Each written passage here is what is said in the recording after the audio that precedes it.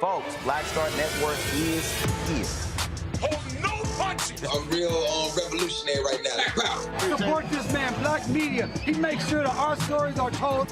Thank you for being the voice of Black America, Roland. Stay black. I love y'all. All momentum we have now, we have to keep this going. The video looks phenomenal. See, this difference between Black Star Network and black-owned media and something like CNN. You can't be black-owned media and be scared. It's time to be smart. Bring your eyeballs home. You dig?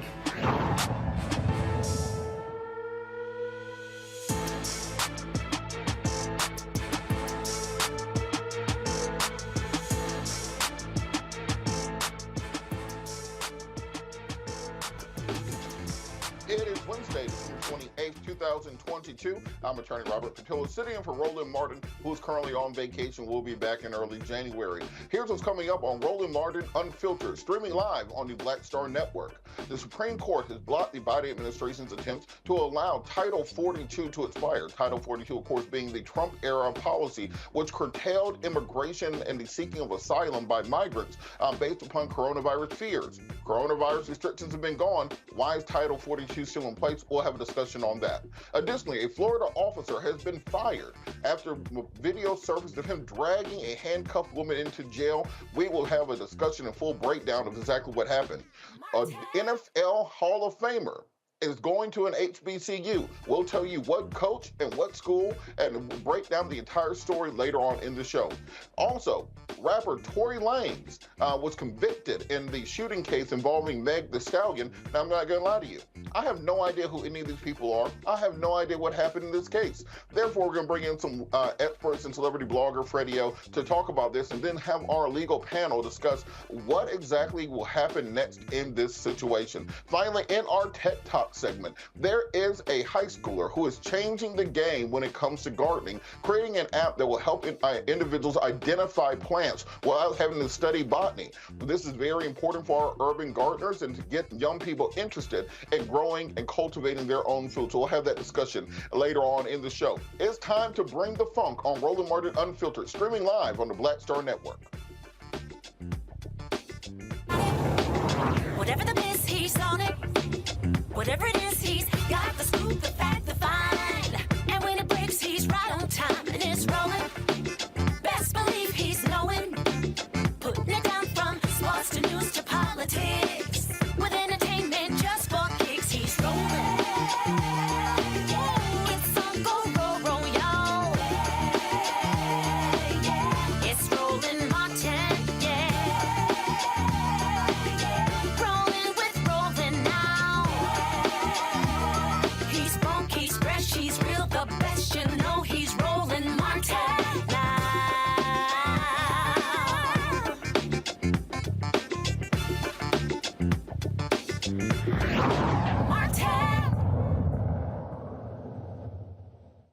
President Donald Trump made it very clear the minute that he announced he was running for office, his belief to the America needs to curtail immigration from south of the border in particular, specifically Central American and South American countries. He called Mexicans rapists. He said that some of them might be good people. And when he got into office, he instituted his famous Muslim ban to curtail even travel from Middle Eastern countries. And when he got the opportunity, him and his cadre of white supremacists, including Steve Bannon and Stephen Miller, crafted Title 42. What Title 42 does is enable our border officials to turn away migrants who are seeking asylum under the emergency powers of the president based upon coronavirus fears. Now, of course, during a worldwide pandemic, you allow extra powers to the executive branch to keep people safe until we find out what exactly is going on. But long since, we've seen every other coronavirus-related regulation be rolled back. Everything from masking in schools, social distancing, working from home, Zooming to every meeting, etc. However, conservatives remain steadfast in continuing to enforce Title 42 because it's part of their overall plan and scheme to limit immigration from Central American and South American countries. So much so that 19 Republican states sued the federal government to prevent it from allowing Title 42 to sunset this spring. This case went before the Supreme Court, and of course, with a 6-3 majority on the court, the Supreme Court voted to stop the Biden administration from allowing Title 42 to expire, therefore setting up the stage for oral arguments in February, where we'll get a final judgment. Associate Justice Neil Gorsuch, one of the conservatives on the court, actually sided with the progressives and authored a dissent along with Ketanji Brown Jackson, articulating the fact that this is beyond the scope of the powers of the Supreme Court. The Supreme Court is now stepping out of simply calling balls and strikes and is actually setting national immigration policy, in this case, according to Justice Gorsuch. To talk more about what we can expect going forward on Title 42 and what this means to the migrant community, we're joined by a professor from Georgetown University, Dr. Nola Haynes. Dr. Haynes, how are you doing this evening? I'm great, thank you. Well, thank you so much for joining us. Yes, thank you so much for joining us. Can you talk a little bit about what Title 42 has done to migrants seeking asylum here in the United States of America? Can you hear and see me? My Wi-Fi has not been my best friend lately. Yes, we can. If you can hear me, I was just asking, what did you think Title 42 has done to the migrant community here in the U.S. during the course that's been in place? You know, I'm happy that we're talking about this tonight, and I'm happy that you mentioned the travel ban, because immigration is definitely a matter of national security. And I've spent actually a great deal of time looking at the 2017 and 2020 travel bans through a national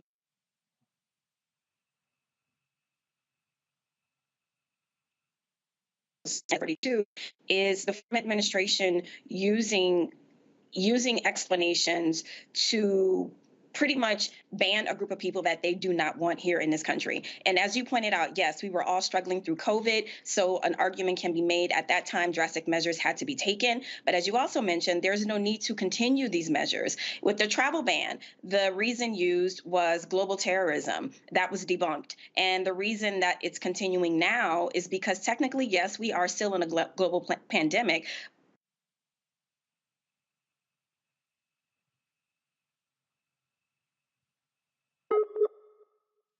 but it is nowhere near as immigration. I understand that a lot of southern borders are overwhelmed with the situation on the border, but this is not the fix. And then secondly, this is also a matter of security because we have to ask the question, who gets to be secured? Why is it just people coming in from the southern border having problems trying to get in, seeking asylum? And seeking asylum is something very specific. You are seeking to be safe. You are seeking to be secured from a very dangerous and violent situation in your home country. And my overall worry is, what is this going to look like for other immigrants seeking asylum, from browner countries, say Ethiopia or Haiti? I work in the Afghanistan space. This makes me worry for the ongoing situation there. So this is a situation that has far-reaching implications.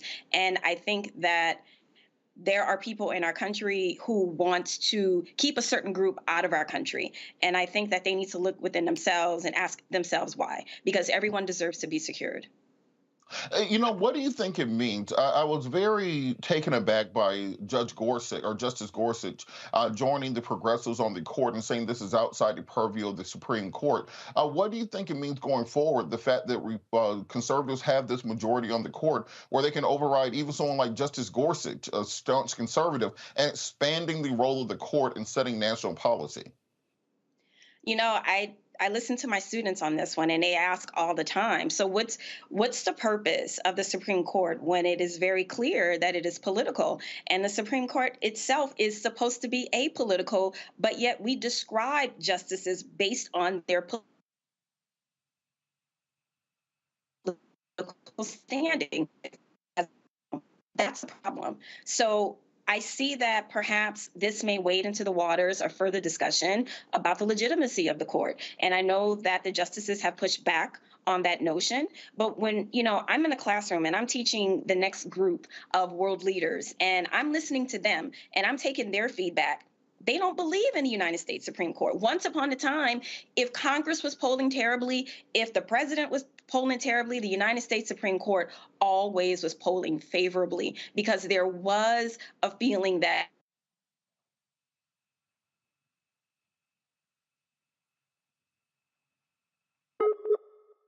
about the question of legitimacy. And that is actually within the purview of the United States Supreme Court once they actually decision make. What's going go ahead, continue. Mm-hmm. Go ahead.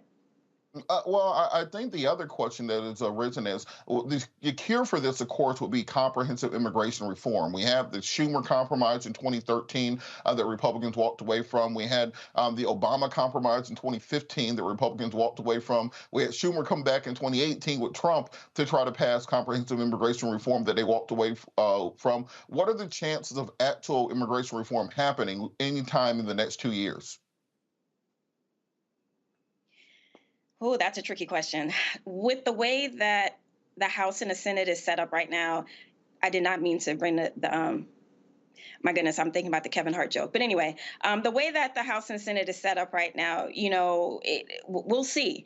I am very hopeful that something will be done, but I will tell you this, dropping innocent people off in front of the vice president's home is not a way to solve it. Denying asylum seekers safety and security is not a way to solve it. So it definitely needs to be comprehensive reform because right now we are contributing to the violence and the harm that these people are trying to escape. Can you imagine seeking asylum in a country that says all are welcome? I mean, this is a country full of immigrants. I mean, it seems to be completely antithetical to what we say that we stand for. And again, the question has to be asked, who gets to be secured? So what group gets to come in and seek asylum versus the groups that are kept out seeking asylum? And this is something that needs to be considered when we are thinking about Title 42, because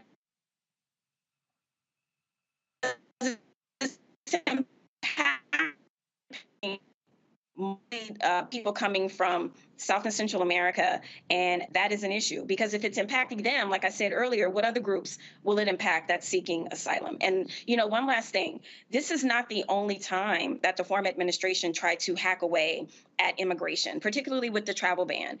The travel ban, the later iterations of the International Nationality Act that allowed for people from browner countries to come into the United States in the late 60s. This was one of the things passed in the large civil rights bills across time that a lot of people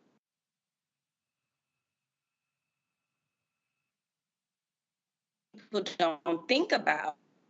And so that this is not the first attempt to keep people out that have melanin in their skin. And I just want to continue to say that. And I hope that I hope this temporary ban will be just that, a temporary ban. It's interesting you mentioned people seeking asylum because after the Russian invasion of Ukraine, you had thousands of Ukrainian refugees coming to America seeking asylum, and there was none of this consternation. There was none of this talk about being overrun and them destroying Western civilization, as we hear from some on the political right. What exactly would comprehensive immigration reform look like? We've heard various arguments, whether that be amnesty, a pathway to citizenship, expansion of H-1B visas. What do you think has to be included? Something that could actually get bipartisan agreement? That's a really big question for someone who works in that area that I do not work in that area. What I will say is, I think that, so first of all, there are tons of different types of visas. So it depends on what sort of visa people from Ukraine are coming in on. Like, say, for instance, a lot of our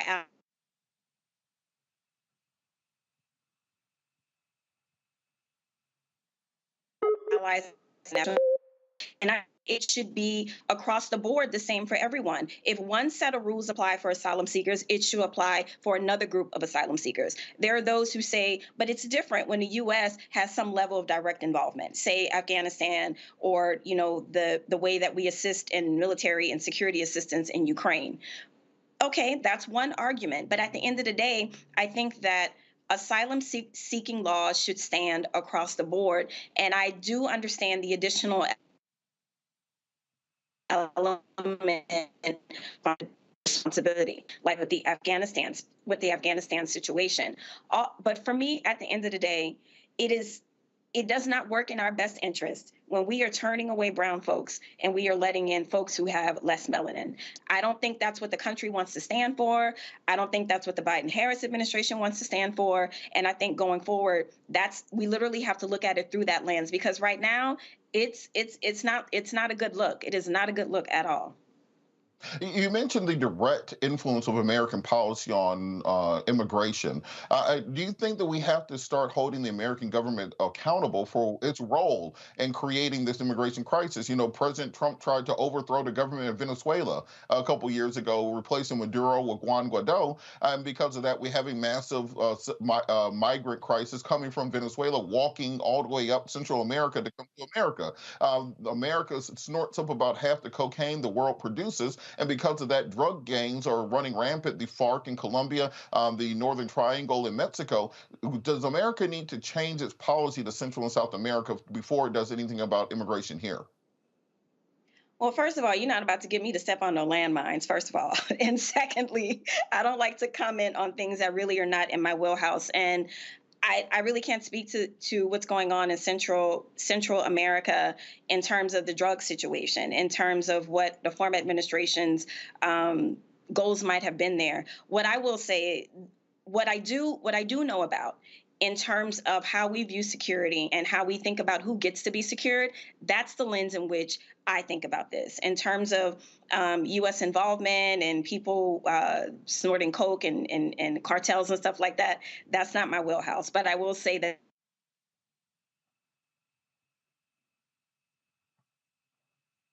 everyone deserves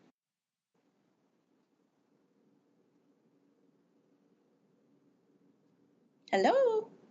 All right. Well, I thank you so much for joining us today. We're, of course, going to keep an eye on this. Oral arguments will be coming up in this case in February, and then we'll find out if the court either will make a ruling on whether or not the 19 states can sue the federal government over this, or if they will stay this again, and we'll have another conversation. So thank you so much, Professor Dr. Nola Hayes from Georgetown University. We'll be back with more Roland Martin Unfiltered, streaming live on the Black Star Network. We'll be back after the break.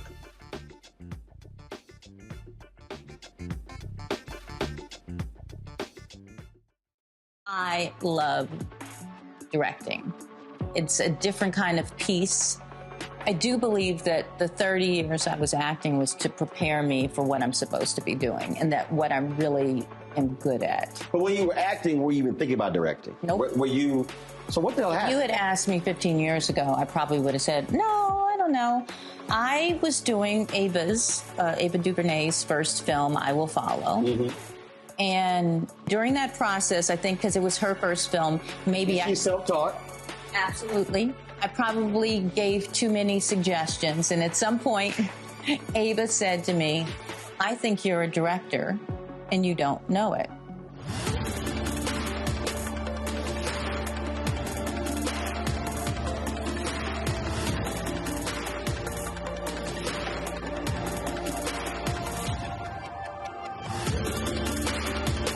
On the next A Balanced Life with me, Dr. Jackie, it's time to tie up those loose ends. Setting yourself up for balance, success, and even prosperity in the new year. Financial expert Pamela Sams joins our panel. She will give us a checklist of things that we need to do before the calendar turns. We develop our money mindset by the age of 6. And so we have our sometimes 6-year-old self still operating in the background of our money scripts. That's next on A Balanced Life on Black Star Network. I'm Deborah Owens, America's Wealth Coach, and my new show, Get Wealthy, focuses on the things that your financial advisor and bank isn't telling you, but you absolutely need to know. So watch Get Wealthy on the Black Star Network. You want me to do something crazy, but I don't know what to do. I'd rather just sit here. Hi, this is Cheryl Lee Ralph, and you are watching Roland Martin, Unfiltered. I mean, could it be any other way? Really? It's Roland Martin.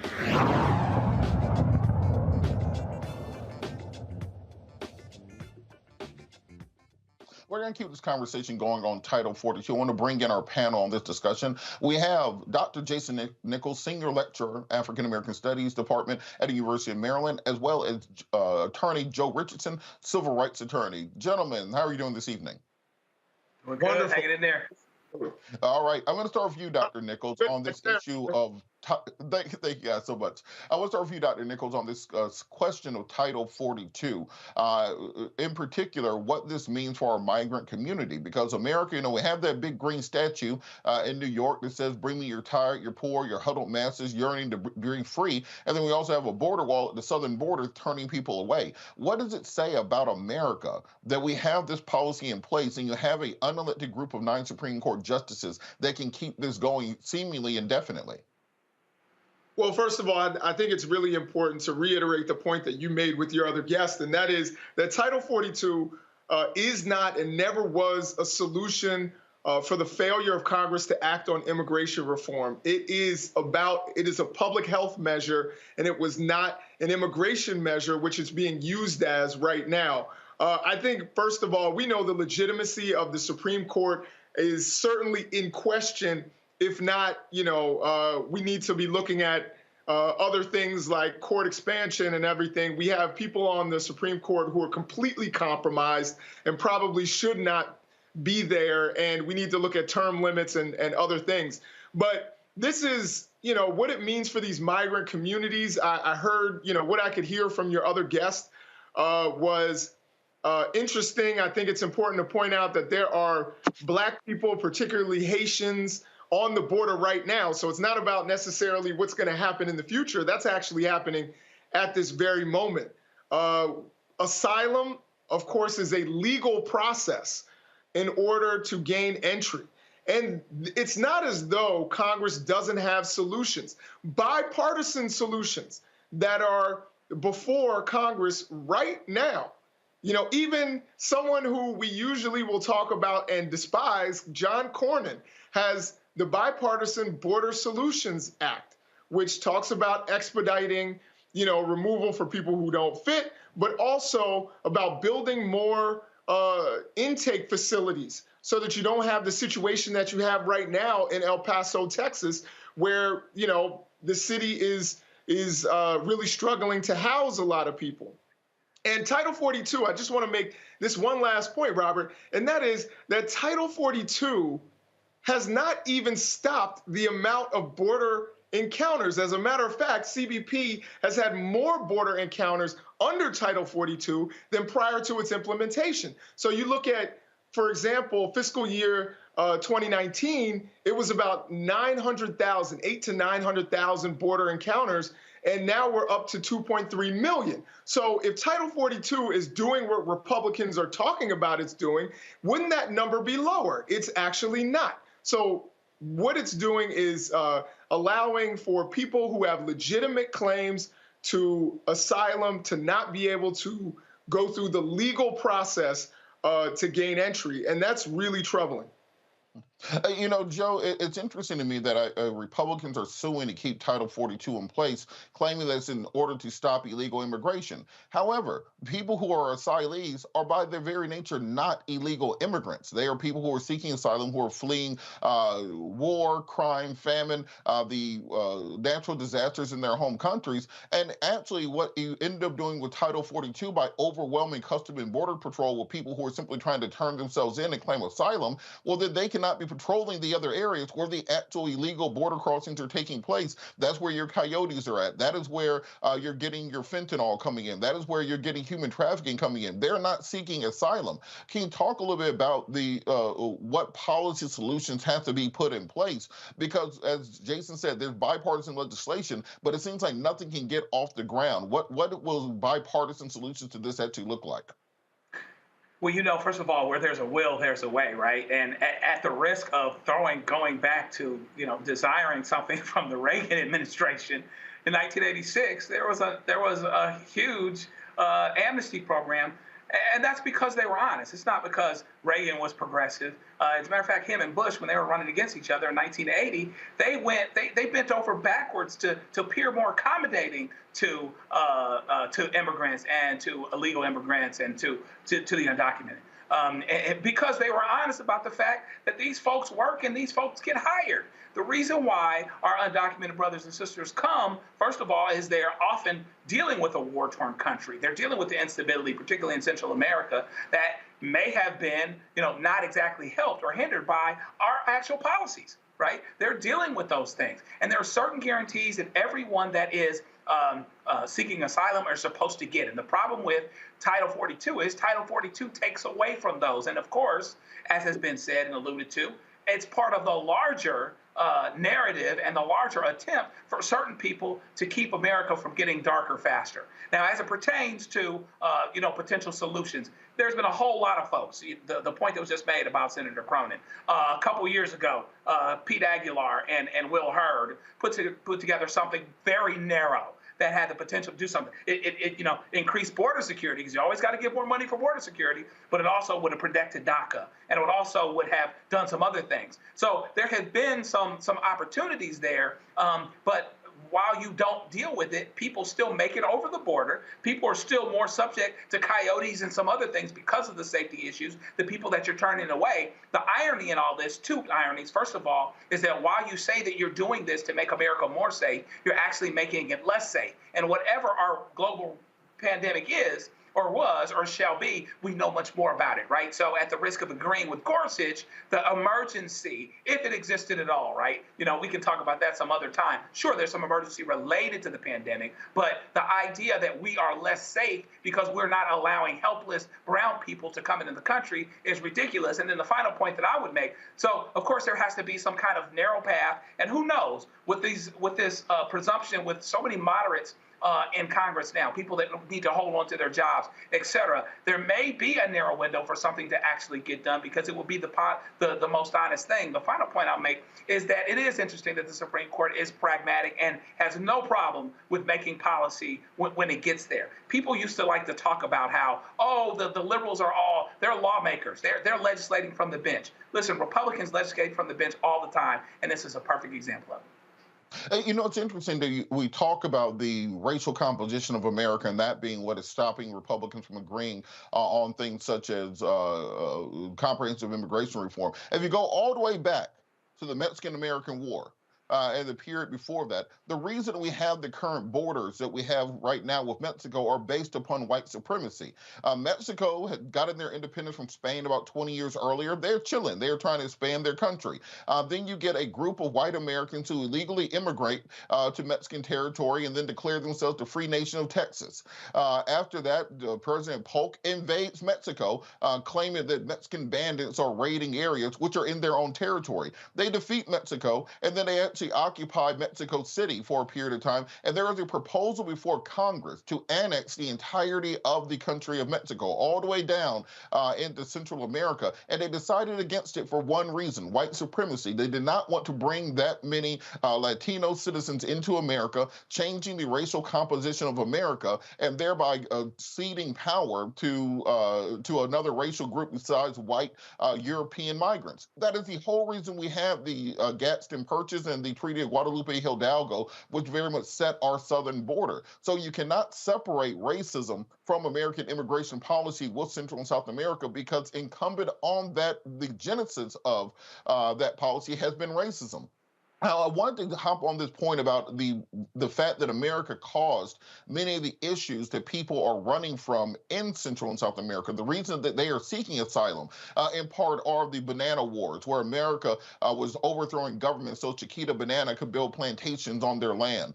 The war on drugs, where you have the Reagan administration paying off the cartels and to finance money for Iran-Contra, all the way to the series of coups that America has led in Central and South America, overthrowing leadership, destabilizing those nations throughout the Cold War to prevent, quote unquote, communist infiltration. Professor Nichols, is there going to be a point where America admits to their role in this and therefore offers solutions? Or are we still going to just act as if this is just random acts, the reason these people are coming to America? So firstly, I want to just make a statement based on your assessment of the Spanish-American War, which is correct. And that is there's a saying along the border, and it's in Spanish, and it's "Yo no crucé la frontera me cruzó a mí," which means I never crossed the border crossed me.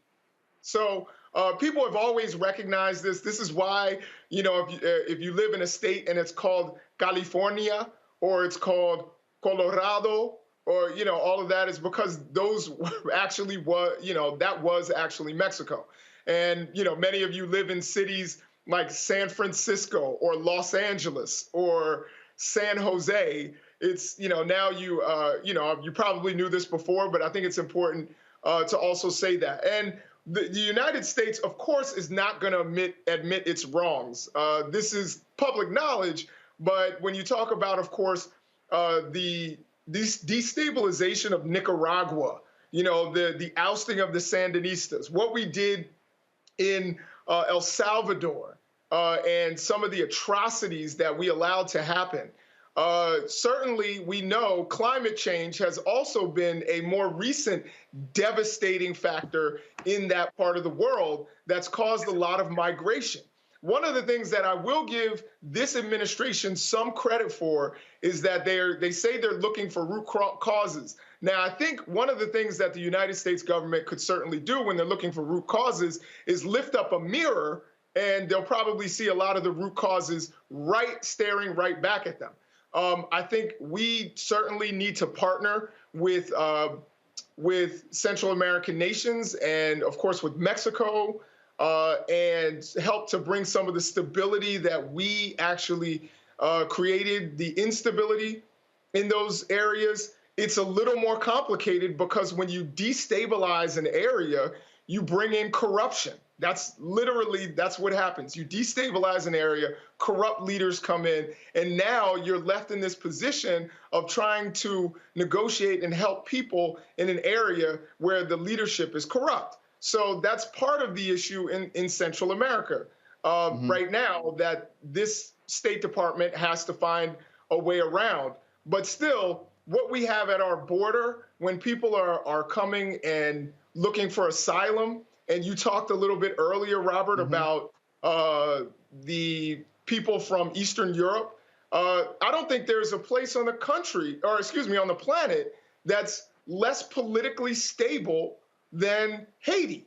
But yet, for some reason, we seem to say, the Biden administration was flying people back in droves, saying you don't qualify for political asylum.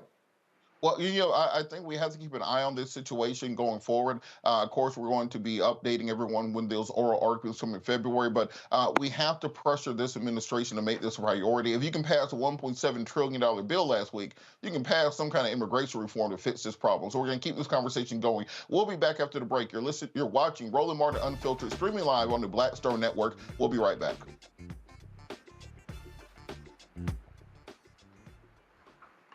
When you talk about blackness and what happens in black culture, we're about covering these things that matter to us, speaking to our issues and concerns. This is a genuine people-powered movement. There's a lot of stuff that we're not getting. You get it, and you spread the word. We wish to plead our own cause. Too long have others spoken for us. We cannot tell our own story if we can't pay for it. This is about covering us. Invest in black-owned media. Your dollars matter. We don't have to keep asking them to cover our stuff. So please support us in what we do, folks. We want to hit 2,000 people, $50 this month, raise $100,000. We're behind 100,000, so we want to hit that. Y'all money makes this possible. Checks and money orders go to P.O. Box 57196, Washington, D.C. 20037-0196. The Cash App is $RM Unfiltered. PayPal is R Martin Unfiltered. Venmo is RM Unfiltered. Zelle is Roland at RolandSMartin.com.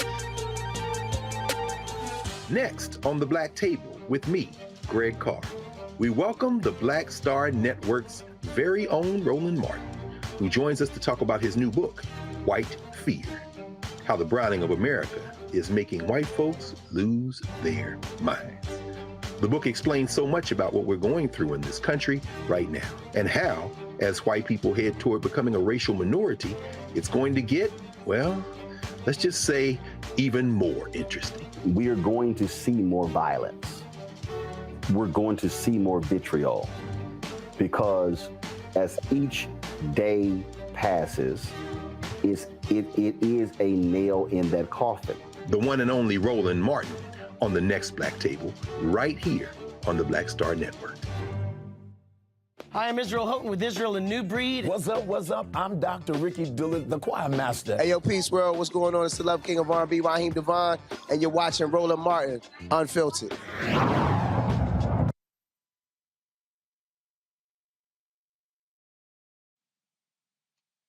Tampa, Florida police officers out of a job after body cam video was released showing him dragging a woman from his car into the jail. Officer Gregory Damon was arrested a woman on November 17th for trespassing. The suspect refused to leave Damon's vehicle and told the officer, "I want you to drag me."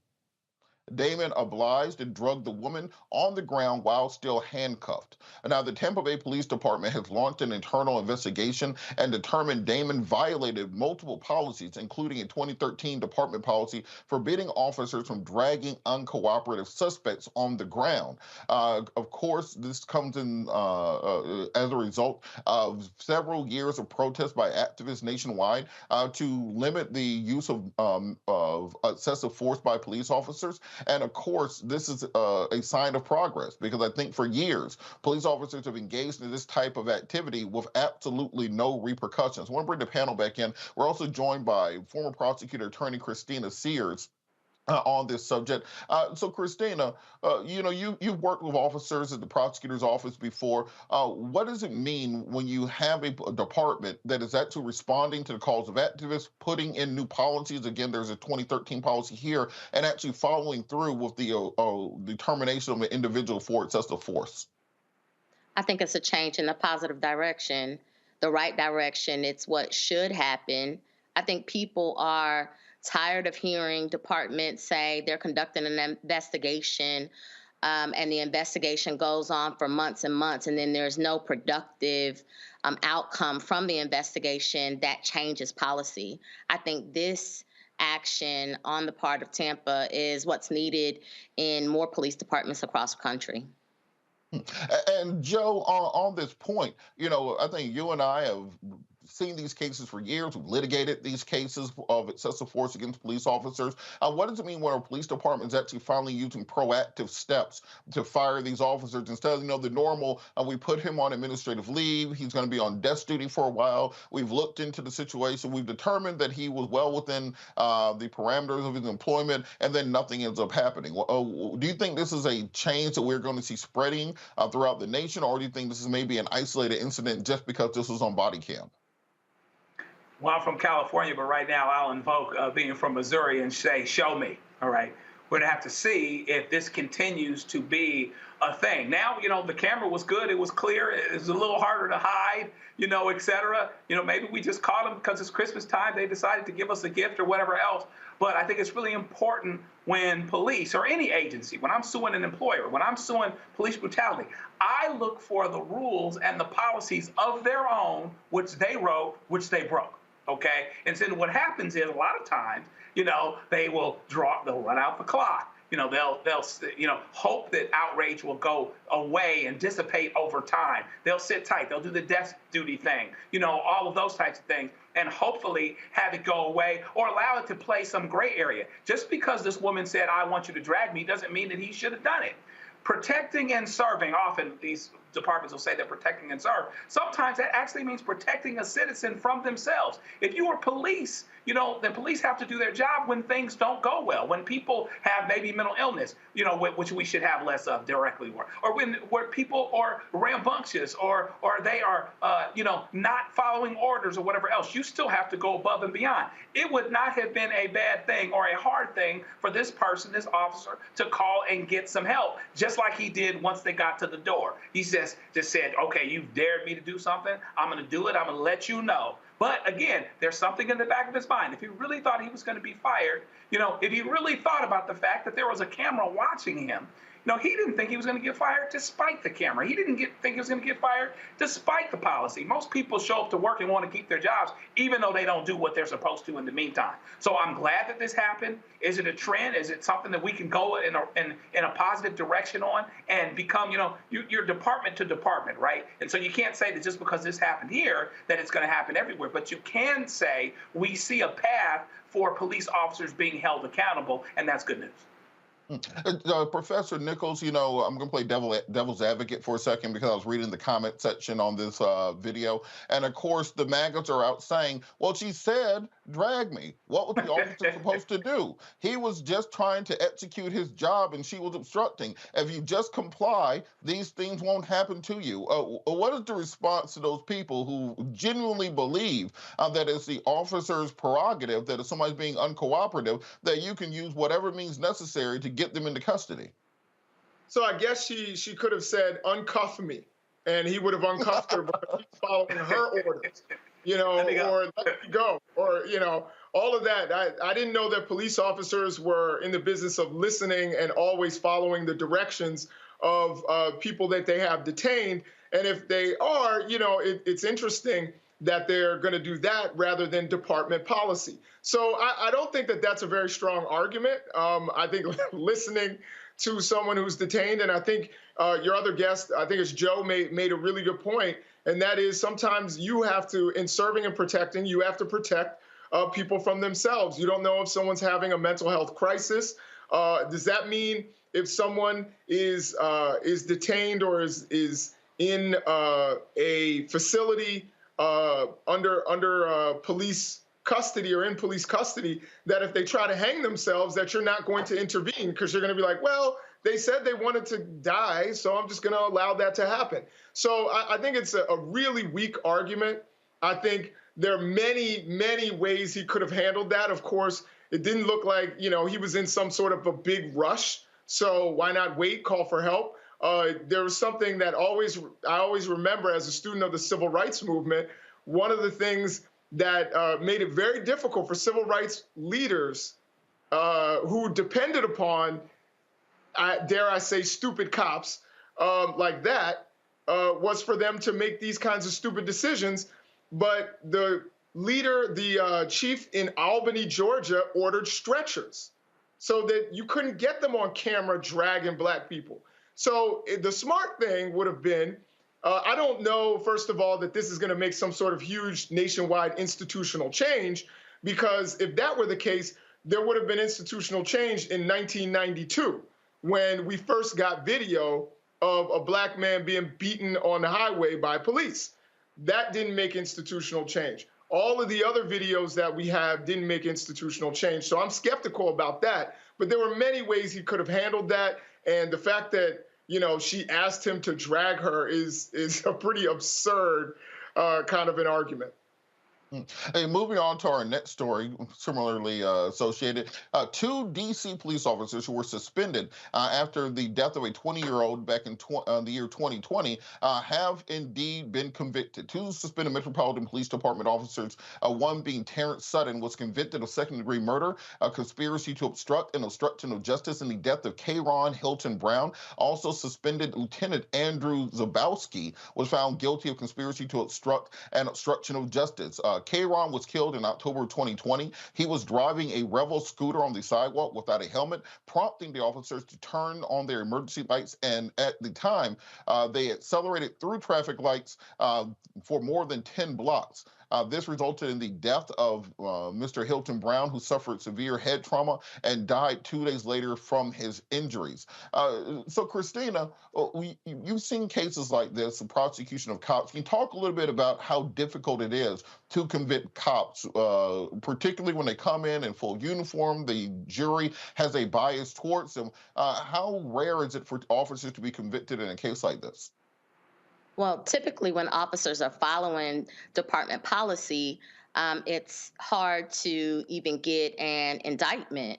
And officers come in with the societal view that officers are going to tell the truth and that they are upstanding and that they're here to serve the public and they're here to protect the public. But it's quite a different story when an officer is a potential defendant or a defendant in a case where their actions and behavior should be questioned. It's hard for a potential juror or a juror to look past what it is they already know and believe and understand about police officers and really to commit to listening to the evidence and hearing from the witnesses about what happened and to set aside what they believe about officers already. It's hard for anyone in any situation to become a juror on a case and to leave their common sense at the door. We always ask jurors not to do that. It's also something that we want them to bring with them. We want them to bring their experiences and their understanding of life. And a lot of people have the understanding and the experience and good experiences with officers. So it's very difficult to get a conviction in cases involving officers. The difference makers have become video evidence that supports what eyewitnesses in the past have been able to testify to, but now the video brings something additional to the table that jurors can consider. And so I think with the introduction of more video that we're going to see more officers being convicted. I think it's going to be a slow turn in that direction, but it is going to occur. And Joe, on that point, we've seen jurisdictions around the country pay out multi-million-dollar settlements to families as a result of wrongful death at the hands of police officers. I think city of Chicago is up over $1 billion in settlements paid out, and that has not resulted in changing the conduct of police or police departments. Do you think now that we're starting to actually convict officers of some of these charges, second-degree murder, obstruction of justice, et cetera, that will have more of an effect than the civil judgments that we've seen previously?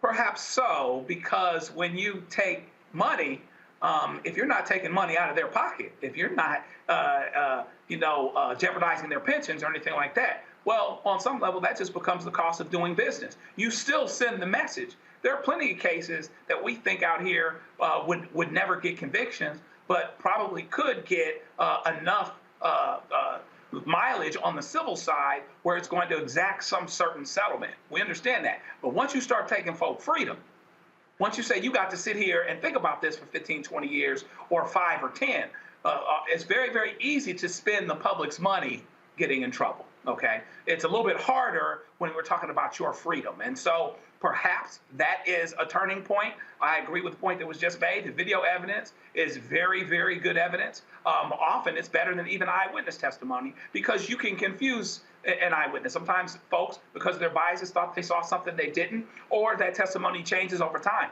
But the video is the video. The video is hot, baby. It is what it is, and there it is, right? And so that's going to be very important, and that's the reason why, you see a lot of experts. You saw this happen on the Dean case in Fort Worth, where they tried to use an expert to say, well, you didn't really see what you thought you saw on the body cam. No, actually, we did see that. And so, therefore, perhaps with the proliferation, for lack of a better term, of video evidence, that's why George Floyd caused the attention that it did. How many times did that happen without us knowing? And we make progress. There's still no guarantee, right? We saw what happened with Rodney King, and he was still found not guilty. The folks that did it were still found not guilty. But that is a turning point and can be something that can be relied on to potentially get better results because people that are worried about their own freedom, particularly police, where they have always gotten deference, always gotten the benefit of the doubt, to the point where folks would undermine eyewitness testimony and everything else.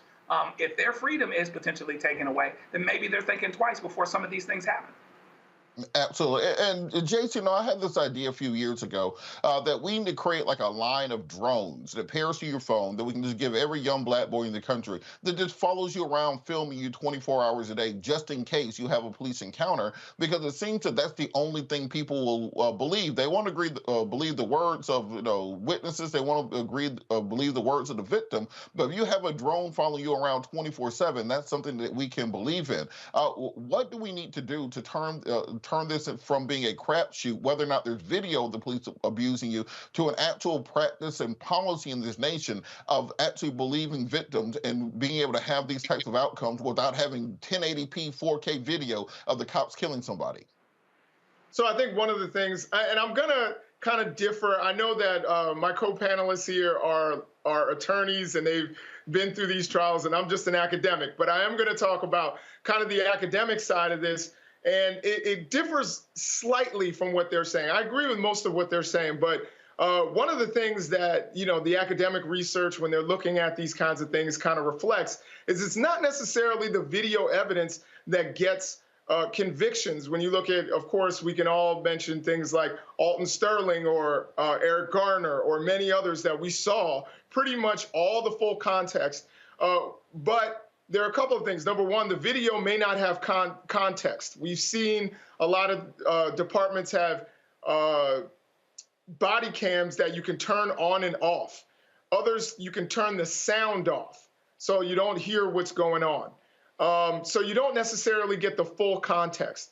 The other thing that I would say is when we're looking at video, it's not necessarily the determining factor. One of the things that research has shown is that when police officers actually can testify against other police officers, that's really what turns the tide. And as a matter of fact, since George Floyd was mentioned, yes, the video played a role, but I think it was the medical examiner and it was the other police officers coming out and saying, this is not department policy. This is not how you were trained. When they came out, that's what I think really set the tone for the trial. And we've seen that several times, even in the shooting, I believe it's Jordan Edwards, I think it was in Texas, 15-year-old honor student who was shot in the back by a police officer. The police officer said that they thought the car was gonna run them over. And it was his partner that said, no, we were never in danger. And when that happened, that's how you got the conviction there. So I think part of this is breaking through the blue wall of silence and making sure that police officers are accountable and that police officers will testify against other rogue police officers when they do not actually adhere to department policy. Absolutely. And I want for the young people out there who are marching in 2020, who have been active since the killing of Trayvon, going forward for the last decade, don't let anybody tell you that protesting doesn't matter. Don't let anybody tell you that activism doesn't matter. These convictions that we were talking about and the officer being fired in the previous case, they would have happened 15 years ago. It took an entire decade of activism and action to change policies and to start shifting this tide nationwide. So keep on the fight, keep going forward. We're going to keep this up. We'll be back with more Roland Martin Unfiltered after the break, streaming live on the Black Star Network. Don't forget to like the video, like and subscribe, and share. We got to get 1,000 likes on this video. We'll be back after the break.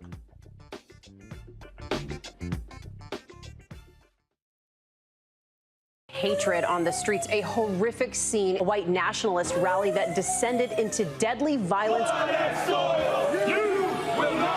White people are losing their damn minds.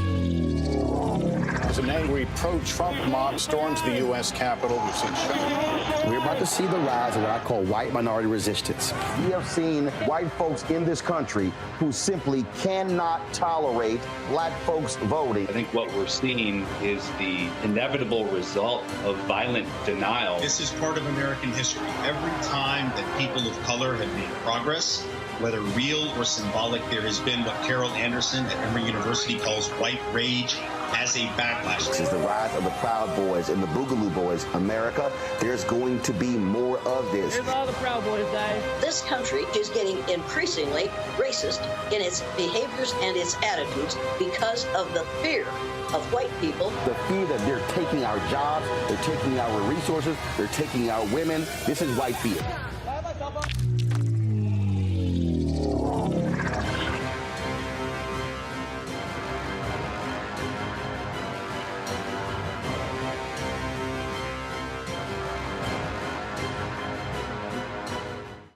On the next A Balanced Life with me, Dr. Jackie, it's time to tie up those loose ends. Setting yourself up for balance, success, and even prosperity in the new year. Financial expert Pamela Sams joins our panel. She will give us a checklist of things that we need to do before the calendar turns. We develop our money mindset by the age of 6. And so we have our sometimes 6-year-old self still operating in the background of our money scripts. That's next on A Balanced Life on Black Star Network. Y'all know who Roland Martin is. He got the ascot on, he do the news. It's fancy news. Keep it rolling. Right here. Rolling. Roland Martin. Right now. You are watching Roland Martin Unfiltered. I mean, could it be any other way? Really? It's Roland Martin.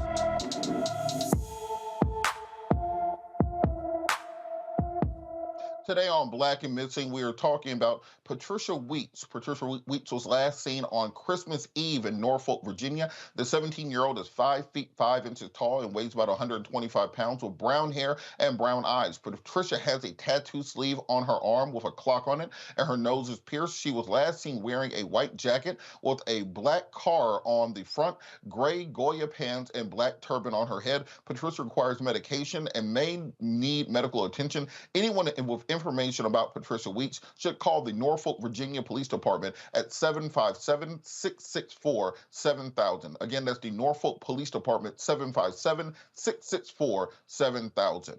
Of course, we want to make sure we bring all of our Black and missing home and bring the proper attention to these cases to help protect our communities. It's a great thing that Roland does, highlighting these cases to hopefully bring more young people home. Wanted to move on to a story out of California where an In-N-Out Burger has been accused by two people of racial harassment on Christmas Eve. Christmas Eve, come on, folks.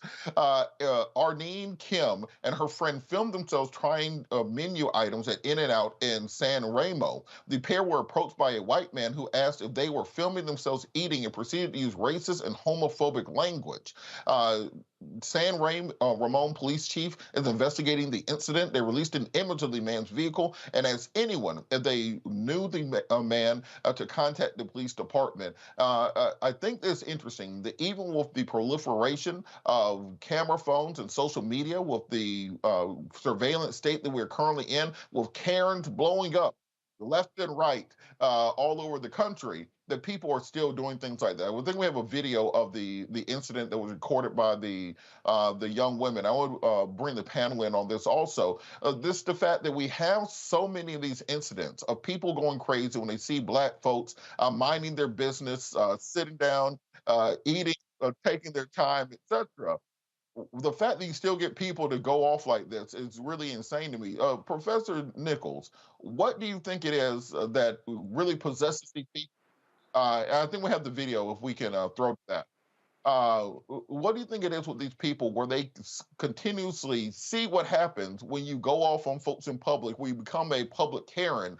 What possesses them to still do it going forward? Well, I think one of the things is that a lot of when you see that, it's oftentimes not a person's first outburst or racist outburst. They've done this before, they've gotten away with it, and when you get away with things, sometimes you're like, hey, I can do it again. I'm angry, so I'm within my rights to sit here and berate somebody. So you see a lot of these, Karen-y figures, and you figure, oh, they just had one bad day, but that's not true. A lot of times this is a pattern, and we just happen to catch them on that day when they've started to go down this path. And this is why, this kind of show and the things that you and I do are really important, so we can call these people out and make it known that, we're not going to sit here and tolerate that kind of behavior. All right, I think we do have a video. We're going to throw that. I think it's a couple minutes long, just showing this tirade, and we'll go back to the panel for a response. Wait, have you had a light well fry before? What is a light well fry? Okay, it's French. You're just filming yourself eating? Yeah. You're weird, homosexual. Why me, man? Why me? I just want to eat my flying Dutchman in peace, bro. I feel like this is a fever dream. Like, is it still the 24th? Is it still Christmas Eve? It's because I'm ethnic. Honestly, for eating the flying Dutchman, I kind of feel like I deserve to be hate crime. Well, that actually happened. That really did actually just happen. Japanese or Korean? I'm Korean. Yeah, you're Korean. Kim Jong-un's boyfriend, huh? You're Kim Jong-un's boyfriend? We have been acquainted. You had gay sex with him? Ooh, would not go that far. We're only on second base. He hasn't taken me out to dinner yet. Can I take you out to dinner? Come on, stop. Nothing. Stop. I'm sorry. Okay. I'm sorry. Stop. I'm sorry, my bad. What? I didn't say anything. You didn't say anything? No, sir. Nothing. I could spit in your face on some Filipino shit or something. Want some Filipino shit? Why were you acting mad? Dude, we can get assaulted. Oh my god, only in San Ramon, man. I thought we were having like... No, you weren't.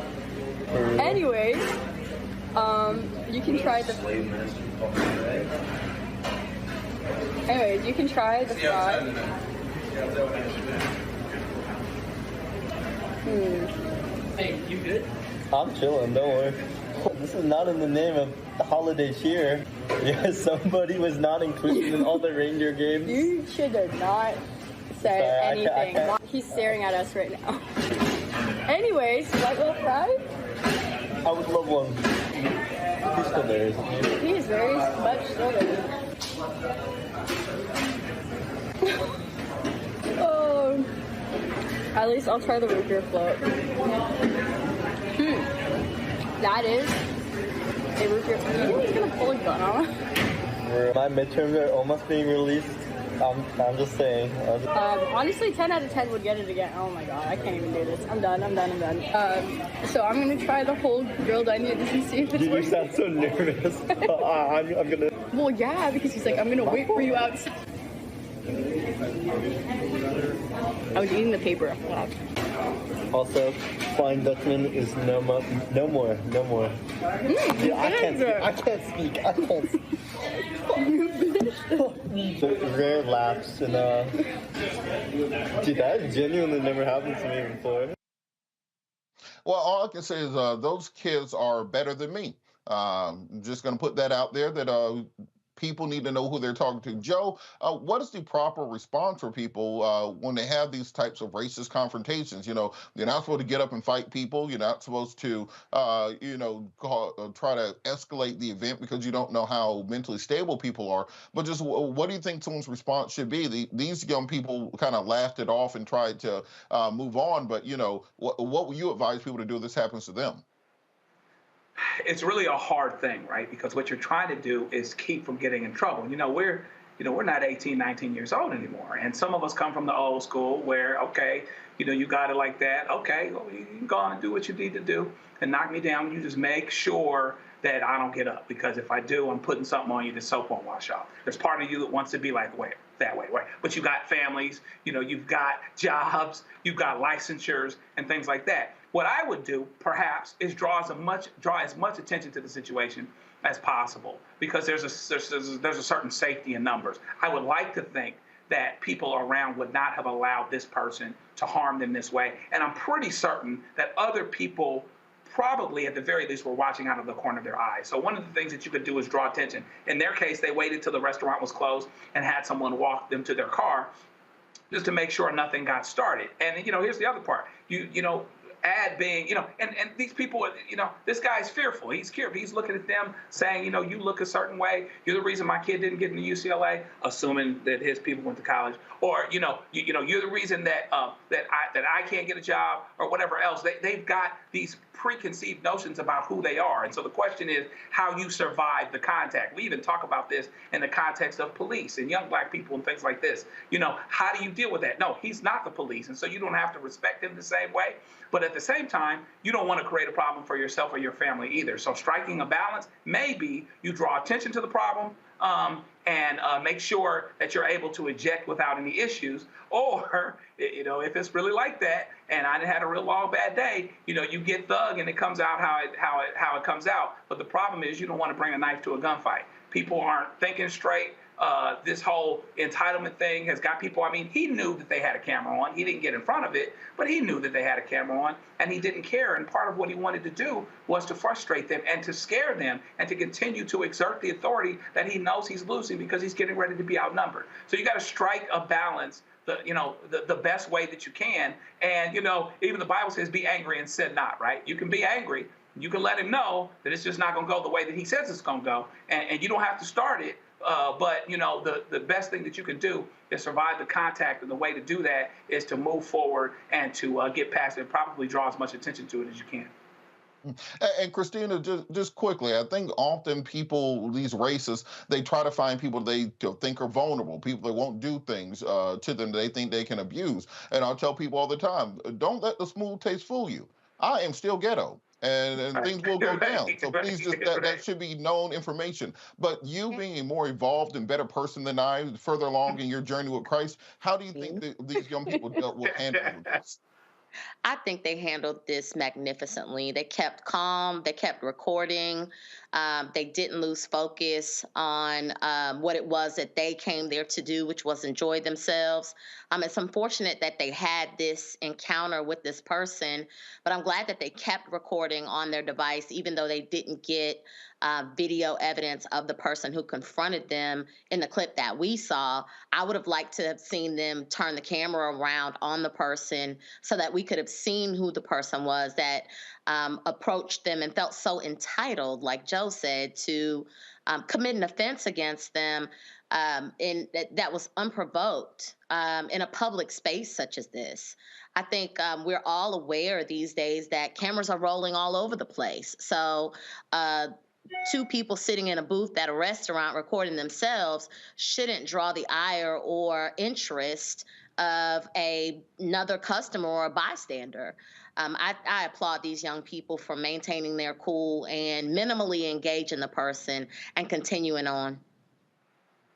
Absolutely. We're hoping there's surveillance footage from the inside of the In-N-Out Burger, and once that is released, we, of course, will provide that to the audience. So we hope we can bring this person to justice somehow, because there's a couple forms of justice. And as somebody who has been in a fight in many Waffle House parking lots at 2 o'clock in the morning, I can let you know that this person got off light. We'll be back after the break. You're watching Roland Martin Unfiltered, streaming live on the Black Star Network. I love directing. It's a different kind of piece. I do believe that the 30 years I was acting was to prepare me for what I'm supposed to be doing and that what I really am good at. But when you were acting, were you even thinking about directing? Nope. Were you, so what the hell happened? If you had asked me 15 years ago, I probably would have said, no, I don't know. I was doing Ava DuVernay's first film, I Will Follow. Mm-hmm. And during that process, I think because it was her first film, maybe She's self-taught. Absolutely. I probably gave too many suggestions. And at some point, Ava said to me, I think you're a director and you don't know it.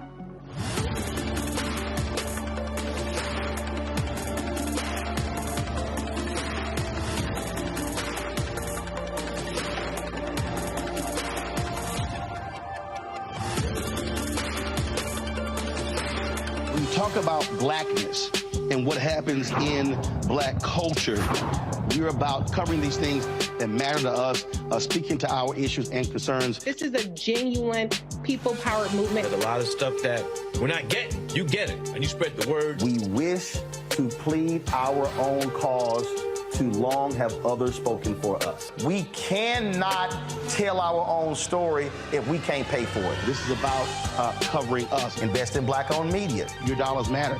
We don't have to keep asking them to cover our stuff. So please support us in what we do, folks.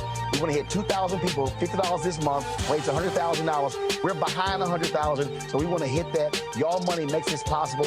Checks and money orders go to P.O. Box 57196, Washington, D.C. 20037-0196. The Cash App is $RM Unfiltered. PayPal is R Martin Unfiltered. Venmo is RM Unfiltered. Zelle is Roland at RolandSMartin.com. Hey, I'm Antonique Smith. Hello, everyone. It's Kiara Sheard. Hey, I'm Taj. I'm Coco. And I'm Lily. And we're SWV. What's up, y'all? It's Ryan Destiny, and you're watching Roland Martin Unfiltered.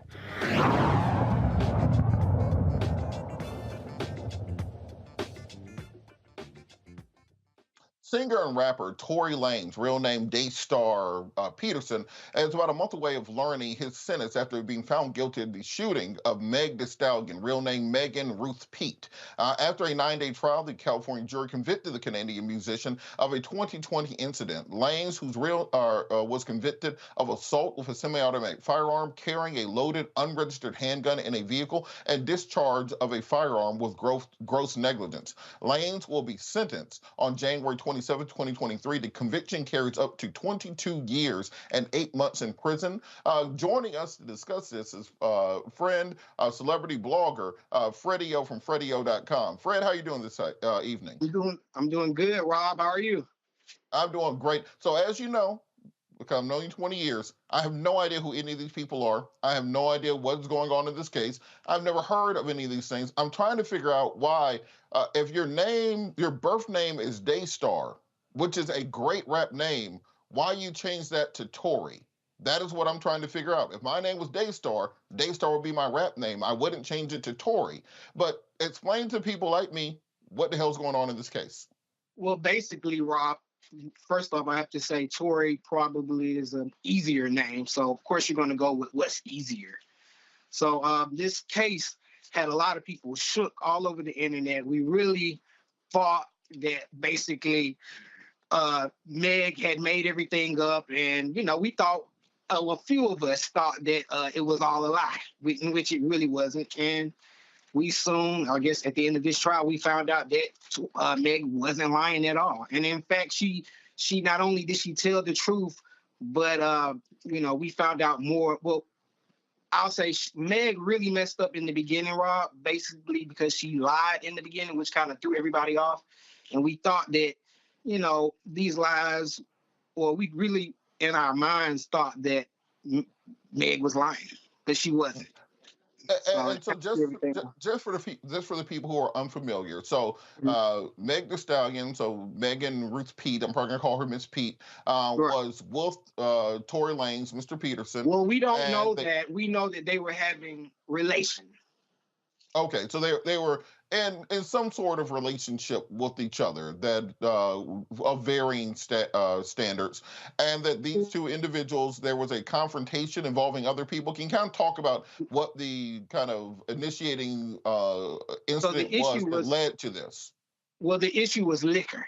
When you're having a lot of liquor and a lot of libation, and you're at a pool party hosted by Kylie Jenner, things get kind of shaky. And I was told that the two had over like 3, maybe 6 whole bottles of liquor. Now, I think anybody who drinks an entire bottle of liquor is going to be a little off. And so I'm quite sure that's why when she originally testified, she couldn't really tell the truth. I will say that was the reason. But from what I'm hearing, Mr. Lanez basically did a lot of trying to pay people off, which is why we got so many different lies. We didn't really know what the truth was, but the court system found that out. And so you mentioned, so when the case was initially reported, there were various stories as to what happened. Of course, there's the video of Miss Pete, and you can see her foot bleeding. There were some reports that she had stepped on glass, some reports that she had been shot in the foot. With so many different stories circulating, what do you think it was that convinced the jury to convict Mr. Lanez on all charges? I'll tell you what it was. It was, first off, they had 3 police officers who gave completely incorrect statements. And not only were those statements like not able to, because what they looked up the gun, they didn't have the correct gun information. They tried to put people who said that they saw a woman with a gun, but they really didn't see a woman with a gun, and that was because from what we're being told, somebody had somebody allegedly paid off. Now nobody can really, we're not going to find out the truth, but a lot of the loss came from Meg had a best friend who we found out was originally sleeping with Tory, but Meg went behind her best friend's back and started trying to sleep with her. I guess that's why Meg really didn't want the facts to hit the internet. But once it did, it got really messy. Now, with that, why do you think the internet was so quick to claim that Miss Pete, Meg Thee Stallion, was lying? It really set off almost a culture war on the internet with the one side saying, well, believe women. And then, of course, you had the hoteps of the internet kind of carrying the flag of Tory Lanez, claiming this was proof of women lying on men and making accusations. Why do you think that descended so quickly into a culture war? I think a lot of the issues that we're having right now is more so a man-woman thing, because I have to say I was kind of guilty of it. I automatically say, oh, she's lying. But, in actuality, she wasn't lying. She told us what it was from the beginning. A lot of people refuse to believe that. And again, it kind of reflects on us, the man-woman society. Like, if you ask a woman over a man, majority of the time, we're going to go with the man. So to me, I think that's partly why. Plus the fact that people accuse Meg of lying a lot. Like, it's not something that, You know, she said she wasn't dating him, and then we find out that she was dating him. She said she wasn't, having sex with him, but then we find out that they were, in fact, actually having sex. So when you consistently lie to people and tell us different things, who knows what to believe? So I feel like that really played a big part. But in the end, her friend Kelsey and her having to retract all these statements, because in the beginning, when the police first checked everything out, if you see in that video where Meg is stumbling across the street after being shot 4 times, Rob, she got shot 4 times, well, 4 bullet fragments went into her foot. That girl on the ground that looked like she's kind of twerking, that's Kelsey. And basically, Kelsey gave the police a statement in the beginning, and not only did she say everything that Meg later testified and said, but when she got on the stand, Kelsey got up there lying, which really messed up Tory Lanez by her lying. And then allegedly they saying Tory gave her a little check for that. So... Well, going forward, I think that this sets a precedent where hopefully we can start believing women from the beginning. But why? What do you think needs to happen? This kind of a broader overall policy question, so that we can actually start believing women from the beginning. We saw similar things with R. Kelly, similar things with Bill Cosby. That often women just simply aren't believed when they make a complaint, particularly against, as you said, a wealthy or powerful or well-connected man who has the ability to, quote unquote, pay people off for their testimony. How can we start bringing more justice to women who are abused? You know what? I would want to say in my mind, there's an answer, but I really think it's dependent upon how you're raised. It's more of a value of the way you're raised. If you're raised by a woman, you're probably more likely, to listen to a woman. But depending on, your masculine traits, because I think that's really what it kind of plays. I hate to say it like that, but that's really what it's playing down to me. It's not really... I think we definitely saw a strong dose of toxic masculinity on the internet when it came to this question. And the parents of Tory Lanez are still blaming everybody except for their son for what happened. But at the end of the day, even if you don't get a conviction or if you disagree on the question of the aggravated assault, he still had a semi-automatic weapon in a car in California, which is already a felony. So you're going to be convicted of something. The only question is a question of extent. Thank you so much, Fred Anderson. FreddyO.com for all your celebrity blogging and gossip needs. Thank you so much for joining us. We're going to go to a quick break here. We're still watching Roland Martin Unfiltered, streaming live on the Black Star Network.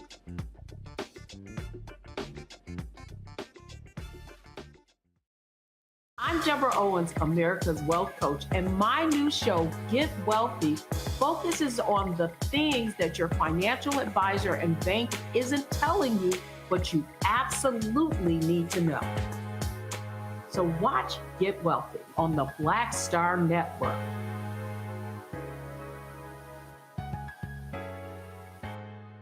On the next A Balanced Life with me, Dr. Jackie, it's time to tie up those loose ends, setting yourself up for balance, success, and even prosperity in the new year. Financial expert Pamela Sams joins our panel. She will give us a checklist of things that we need to do before the calendar turns. We develop our money mindset by the age of 6. And so we have our sometimes 6-year-old self still operating in the background of our money scripts. That's next on A Balanced Life on Black Star Network. Next on the Black Table with me, Greg Carr, we welcome the Black Star Network's very own Roland Martin, who joins us to talk about his new book, White Fear, how the browning of America is making white folks lose their minds. The book explains so much about what we're going through in this country right now, and how, as white people head toward becoming a racial minority, it's going to get, well, let's just say, even more interesting. We are going to see more violence. We're going to see more vitriol, because as each day passes, it is a nail in that coffin. The one and only Roland Martin on the next Black Table, right here on the Black Star Network. I'm Angie Stone. Hi, I'm Teresa Griffin. Oh, Roland. Hey, Roland. I I am so disappointed that you are not here, first of all. Where's our dance?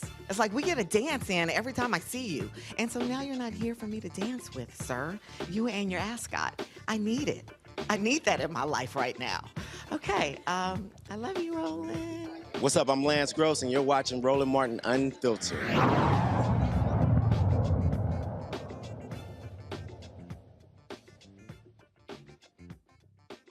We're going to continue this conversation on the verdict of the Tory Lanez shooting in the Meg Thee Stallion case. But first, make sure you hit that like button on Facebook and YouTube. Look, this is almost like Noah telling people it's going to rain. And we need you to hit the like and subscribe button. We got to bring y'all to the water. This is also why Noah became a drunk afterwards. I'm trying to tell y'all this every day. Hit the like button. It helps with the analytics. It helps to grow the show. It helps to spread the message and bring more people in. And the algorithm that the computer uses, so I'm going to drag y'all across, just like getting Moses or Noah getting people on the boat. Going back to the panel, Christina, you are a former prosecutor. Can you talk a little bit about this case from the prosecutor's perspective and how they were able to secure a conviction given the various testimony, the various conflicting eyewitness accounts of what happened? So the prosecutor's goal in this case was to bring forth all of the evidence and then to draw a line for the jury between each witness testifying, each piece of forensic evidence, each piece of expert testimony directly towards a guilty verdict. It seems as though the defense in this case mounted what we call a Sogdi or Sajdi defense. Some other guy or girl did it, but they never successfully named another person to point the finger at. In fact, they refuted potential other suspects or defendants who could have committed this offense against Meg Thee Stallion. But the prosecutor's job in this case was to show that despite the defense attempting to muddy the water, so to speak, that there was a clear line of continuous evidence that matched up between Meg Thee Stallion, from Kelsey, from eyewitnesses who were standing nearby, to witnesses who saw the three of them interact prior to this incident occurring, and also to explain how it is that Meg Thee Stallion provided different testimony, but why that was consistent with what ultimately was the verdict in this case. So just drawing that line for the jurors and showing them how to achieve the guilty verdict despite the conflicts was the prosecutor's goal in this case. Now, if you were approaching this case from the other side of the bench as the prosecutor, how do you get over the conflicting testimony, the previous inconsistent statements? Some people say she stepped on glass. Some people say she was shot in the foot. One person said they had a gun. One else said there was no gun. How do you present that to a jury in such a way that they get those straight lines that lead to a singular verdict? You explain it in a way that the jury can understand. So, for instance, when Meg Thee Stallion testified, reporters informed us, those of us who were tuning in at home to the daily updates, that the reason why she gave inconsistent testimony to the police is because she was afraid. And I believe that was consistent with her behavior on the stand. I believe that those listening, including the jurors, could understand that if you've just been shot by someone that you are familiar with, it might be challenging to you to give coherent information to police officers. And we have to realize that at the time that this occurred, we were in the midst of one of the biggest police brutality cases that this country has ever seen the likes of with the George Floyd matter. I believe that her testimony also included her saying that she was afraid of the police at this point in time. She didn't know who to trust, or since she had survived this one interaction, if she was subjecting herself to another interaction that was going to cause her harm by speaking to the police. Plus, she's in an industry and of a community that actually requires people to keep quiet and not talk to the police. and not come forward. So I believe that this situation was very conflicting for Ms. Pete. And once that information was explained to the jury, it was easy for them to digest. Even her inconsistencies were much more palatable, and they made sense. Now, when you attempt to explain away inconsistencies and the reasoning doesn't make sense to the listener, whether it's a person at home or a juror, then you would get a different verdict than the one that was reached in this case. And so what happens next in this case? Of course, sentencing comes up in January. What are the post-conviction rights that Mr. Lanez has to potentially challenge this either with a new trial or with appeal down the line? So I think what we have coming up next is the sentencing hearing, and both the prosecution and the defense will sort of put on a mini trial and explain to the judge why the outcome that they are suggesting to the court should be the outcome sentencing-wise. Of course, as you've already stated, Mr. Peterson faces up to 22 years in custody. That's the maximum sentence. The judge could take into consideration prior criminal history, whether or not he was on probation or parole at the time that this offense occurs, whether he's been convicted of similar offenses in the past. All of that may factor into the sentence that the judge ultimately imposes in this case.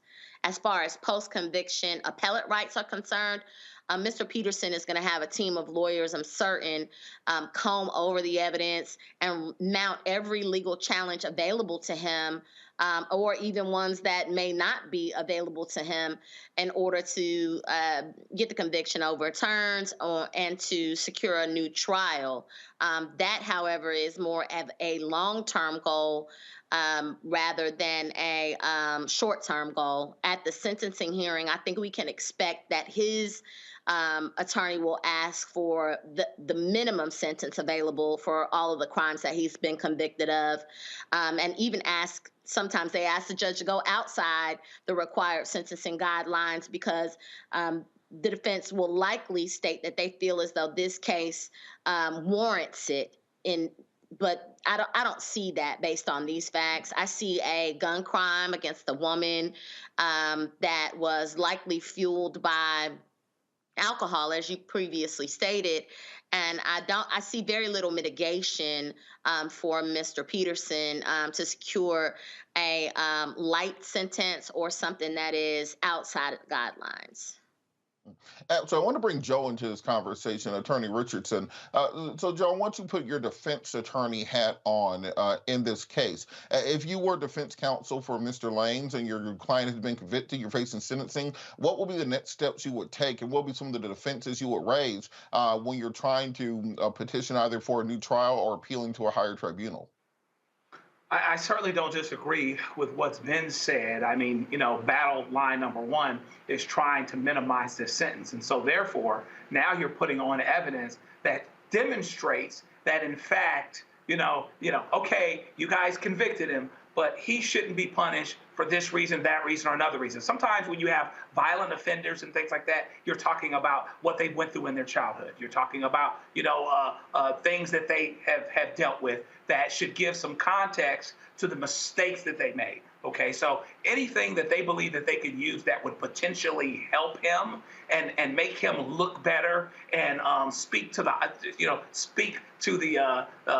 purveyors of mercy and the judge, they're going to put that on. Now, as it pertains to the appeal, I would imagine they're going to probably argue some of the things that they think that they should have been able to put on from an evidence standpoint. If there are certain things that didn't come in that they wanted to come in, things that they thought would have made a difference. So it can't just be that there was some kind of error, right, that they think, but it's a reversible error. It's something that actually made a difference here. But here's what's funny, they really don't have a whole lot to complain about for the judge, because the prosecution wanted to add a couple more charges. They wanted to add the charge related to him offering $1 million to Megan to not say anything. So he could have had more put on him than he ended up having put on him. And so really, in that regard, unlike, what his parents says, contrary to what his parents say, that there's all of this injustice, a lot of times we had this, and we had this happen in every community, but not the least of which is our community.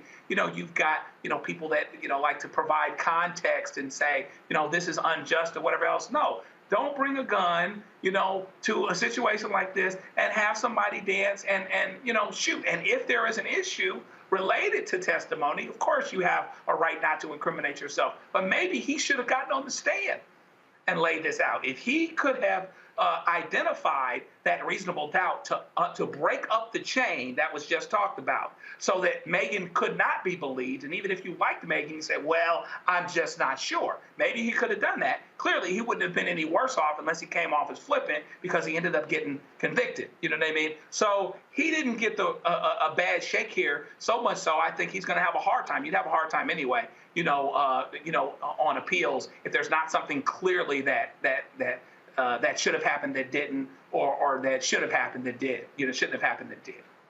Absolutely. Professor Nichols, we got about a minute or so left. What do you think needs to happen to stop these culture wars from breaking out every time there's any interaction between black men and black women? What can we do to get people to just better believe women the first time, instead of, trying to paint all of them as harlots and liars and money grubbers, et cetera, as we've seen in this case online? Well, I think there generally needs to be a cultural shift. I think, I understand about taking allegations seriously and not necessarily blanket believing people, but certainly take them seriously. And there seems to be this knee-jerk reaction to automatically discount people like Meg Thee Stallion, which I didn't understand how there was any doubt in what she was saying. And the fact that she may have said, oh, we didn't sleep together. Look, if you're a dude out there, there's probably 4 women denying that they ever slept with you, because, you're not worth bragging about. So I didn't see how that was relevant at all.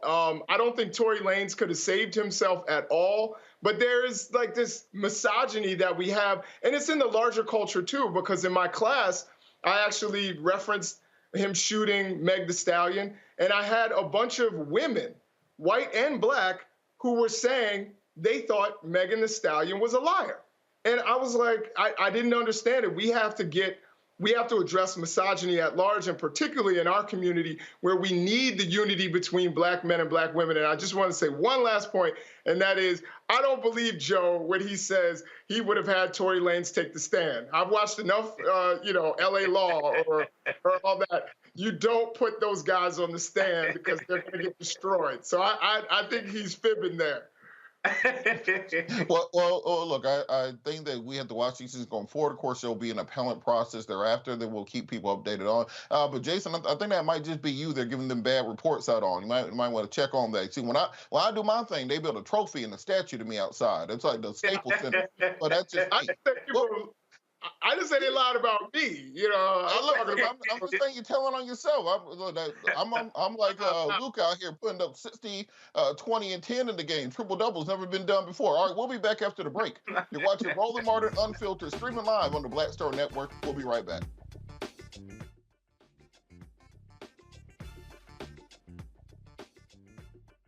Hatred on the streets, a horrific scene, a white nationalist rally that descended into deadly violence. White people are losing their damn minds. As an angry pro-Trump mob storms the U.S. Capitol, We're about to see the rise of what I call white minority resistance. We have seen white folks in this country who simply cannot tolerate black folks voting. I think what we're seeing is the inevitable result of violent denial. This is part of American history. Every time that people of color have made progress, whether real or symbolic, there has been what Carol Anderson at Emory University calls white rage. as a backlash. This is the rise of the Proud Boys and the Boogaloo Boys. America, there's going to be more of this. Here's all the Proud Boys, guys. This country is getting increasingly racist in its behaviors and its attitudes because of the fear of white people. The fear that they're taking our jobs, they're taking our resources, they're taking our women. This is white fear.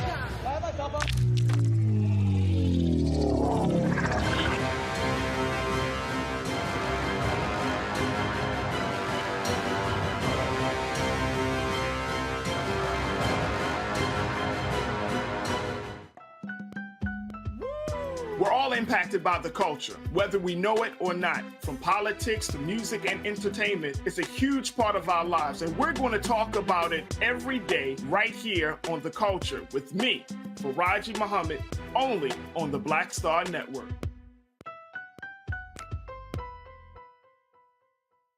Hey, I'm Amber Stevens-West. I'm Avery Sunshine. So this is Roger Bow. I got a message for Roland Mascot.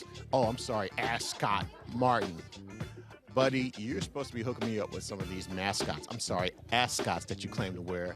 Where's mine, buddy? Where's mine? That's all I got to say to you, okay? Mascot, goodbye. Hi, this is Essence Atkins, and you're watching Roland Martin Unfiltered.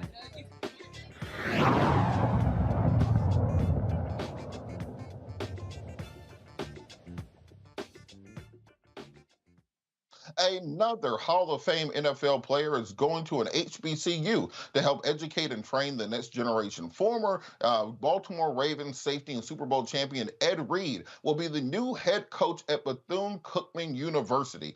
He's following in the footsteps of other NFL greats like Eddie George at Tennessee State University, of course, Deion Sanders at Jackson State University. We've also seen more and more former NFL coaches and coordinators go the HBCU route. I want to bring the panel in on this discussion really quick. I'll start with you, Jason. What do you think that means when we're starting to see this top flight talent now going to HBCUs about building these programs and bringing more attention to the institutions? Well, I think you have to give some of the credit to Deion Sanders. I mean, this happened before. We've seen NFL players like Doug Williams when he was at Grambling State University. We've seen this before, but I think Deion Sanders brought such attention and this as a viable route to get into head coaching and not have to be an assistant for a lot of former NFL players, that you're going to get someone the quality of Ed Reed, who is unquestionably the greatest safety to ever play the game. Don't at me. There's no question about it that this is the greatest safety. Tom Brady said the only player he's ever feared was Ed Reed. So, I think this is also going to bring a lot of attention to Bethune-Cookman. If you're a defensive player, I don't know who you'd want to be coached by other than Ed Reed. So I think that this is something where Deion Sanders got the ball rolling, and you're seeing a lot of guys who want to help young men, particularly young black men like themselves, and get a head coaching gig. And HBCUs seem to be a viable avenue for that. So I think it's great. I think it's going to be amazing. I think it's going to bring even more attention to HBCU sports. Christina, there was a lot of criticism of Deion in the last couple of weeks, leaving for Colorado from Jackson State. But at the same time, he showed these former NFL players that you can come coach at HBCU for 1 or 2 years and then be making $5 million a couple years later. Do you think there should be as much credit given to Ed Reed for taking this position as there was criticism of Deion Sanders for leaving? Absolutely. I think that the example that Deion set is just like you said. HBCUs create opportunities for the people who attend them. So if Deion Sanders had not coached at Jackson State, that $5 million opportunity may or may not have been available to him. And so we should seek out opportunities at HBCUs and allow those opportunities to take us where they lead. There's no shame in elevating yourself to a $5 million salary. Although your start may be meager, he did a lot Dion, meaning, did a lot for Jackson State. And so the attention he brought both on the field and to the athletic program, to the city of Jackson, Mississippi, while they were going through a water crisis, from a perspective of a coach, and put the spotlight on student athletes. Ed Reed can go and do the same thing at Bethune-Cookman. I think everywhere there is an HBCU in this country, there's an opportunity for a former NFL star to go and shed a light on opportunities for improvement, and the talent that exists at HBCUs. We can and should be willing to criticize and elevate. And Joe, this seems to be a win-win for everybody. The institution, when these Hall of Fame players come, they get more attention, they get more sponsorship, they get more money, they get better recruiting classes. They're getting 5-star recruits going to HBCUs now. All the coaches, on the other hand, instead of having to be an intern for a head coach and getting coffee and sleeping in the office, you get the opportunity to dive right into head coaching of these students. That open opportunities for you down the road. What do you think it means to these students to have somebody like Ed Reed be your head coach, and kind of what that provides to them, giving that sort of mentorship that you really can't get anywhere else? I think that every sports coach has an obligation not only to help their athletes be better athletes, but to be better people. I think that is magnified in the Black community, where you have to instruct and remind on things, including how to deal with police, the importance of you finishing school. Those types of things. And so I would think that hopefully this Coach Reed, and others will take it on themselves to be that much more comprehensive, and not only in helping these folks be good men, but actually helping their colleges do well economically. Like Gwen Guthrie said, ain't nothing going on but the rent. But my favorite part of the song was there's no romance without finance. If Bethune-Cookman doesn't build buildings, if it doesn't add resources, if it doesn't add endowment, then ultimately the only people that will benefit will be college people, will be the college football players. Another thing that can happen, by the way, which doesn't necessarily have to take a whole lot of money, is that, and some schools are already doing this, that they have someone designated to help folks deal with NIL, to help them deal with taking advantage of economic opportunities that can make a huge difference. There are kids that are making thousands of dollars and hundreds of thousands of dollars, if not more, on social media. That's something that you can do, particularly when you're connected to the culture. You know what's hot, you know what's going on, you know what folks like. You can really help them be business people, help them to understand how to maximize this thing economically, even as they do schooling. And so what we're hoping is that this allows them to be comprehensive, and that there is a renewed discussion. Roland talks about this all the time, about people that went to Bethune-Cookman. How many people are going to give to Bethune-Cookman that went there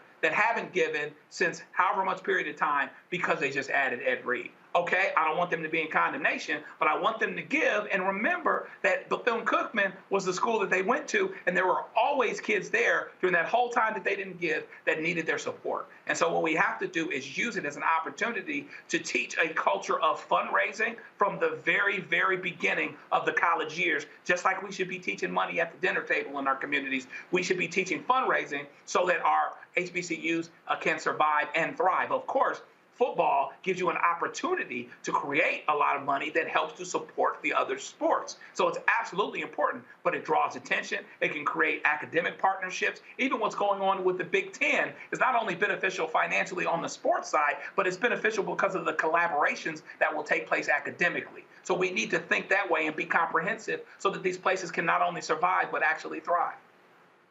Absolutely, and I think it's important that we give back to our HBCUs and our institutions.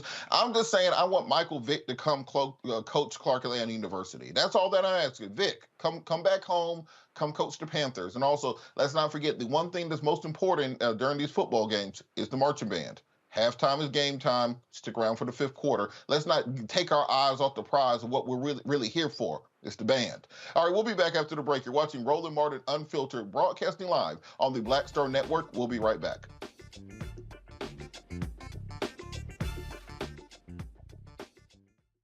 When you talk about blackness, and what happens in Black culture. We're about covering these things that matter to us, speaking to our issues and concerns. This is a genuine people-powered movement. There's a lot of stuff that we're not getting. You get it, and you spread the word. We wish to plead our own cause.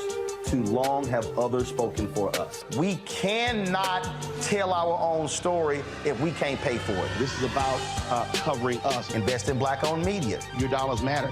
We don't have to keep asking them to cover our stuff. So please support us in what we do, folks. We want to hit 2,000 people, $50 this month, raise $100,000. We're behind 100,000, so we want to hit that. Y'all money makes this possible. Checks and money orders go to P.O. Box 57196, Washington, D.C. 20037-0196. The Cash App is $RM Unfiltered. PayPal is R Martin Unfiltered. Venmo is RM Unfiltered. Zelle is Roland at RolandSMartin.com. I love directing. It's a different kind of piece. I do believe that the 30 years I was acting was to prepare me for what I'm supposed to be doing and that what I'm really am good at. But when you were acting, were you even thinking about directing? Nope. Were you? So what the hell happened? If you had asked me 15 years ago, I probably would have said, no, I don't know. I was doing Ava DuVernay's first film, I Will Follow. Mm-hmm. And during that process, I think because it was her first film, maybe She's self-taught. Absolutely. I probably gave too many suggestions. And at some point, Ava said to me, I think you're a director and you don't know it.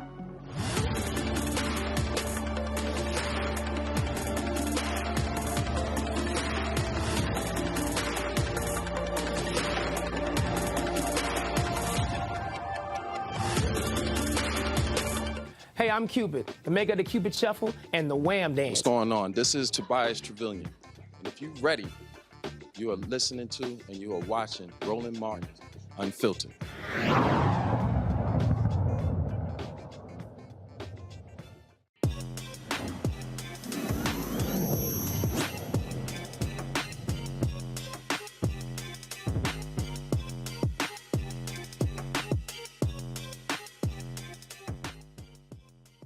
In today's Tech Talk, some of you suck at gardening.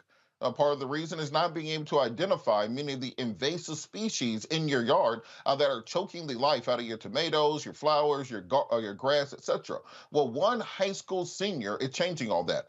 Jones May, a senior at Houston's Carnegie Vanguard High School, has created the Ivy app. This app allows you to quickly upload photos, cross-reference, and identify many of these invasive species in your yard and gives you the opportunity to kill them before they can kill your plants. Joining us now is the Apple Swift Student Challenge winner, Mr. Jones May II, to discuss this fantastic app. Jones, how are you doing? I'm doing great. So tell us a little bit about this app. What got you interested in gardening and botany as a high school senior? Yeah, so Ivy is really a platform that allows the user to detect invasive plants by either uploading an image or by taking an image within the app. And it was really inspired by my grandfather. So in Tunica, Mississippi, me and my grandfather had a community garden where we grew everything under the sun. And unfortunately, we had to deal with this very invasive vine, the kudzu vine. If you're from the South, you will know what this vine is. It's highly invasive, and it's almost impossible to get rid of.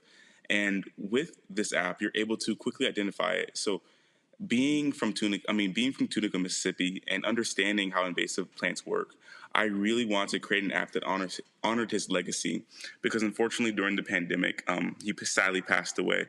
But with this app, I was able to honor his legacy and fight an issue that we really both had to deal with.